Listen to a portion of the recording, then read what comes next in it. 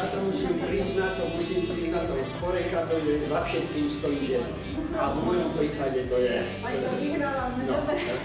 To som si ale ešte nemyslel, keď som študoval veterínu, a chcem vidieť jednu takú peknú pani černú, kuchára, to musím vyšetrať kuchár, to som nemyslel, že bude veľa a vyšetrili sa aj dalo pozbúžiť spolu.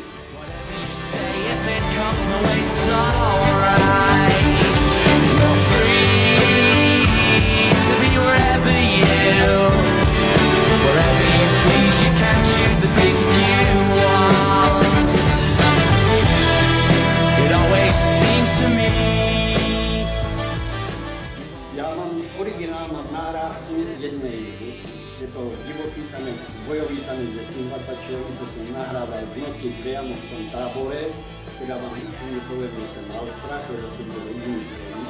A to bolo v dobe, keď ešte nebola Zimbabwe, ale Rhodézia, a to bol nepriateľský štát, takže bieli nesmieli vôbec nikde chodiť. Bolo to veľmi nebezpečné, hoci som mal aj šoféra z Angličana, aj auto som mal označené ako zvládne auto zambijské. Ale sám guvernér mi povedal, že to nie je to nič. Tí mladí chlapci, 15-16 ročníkov, druhý mi povedali, že to je bielý, treba odstreliť. Takže to bola veľmi vážna situácia. Na to manželka stále chodila sem.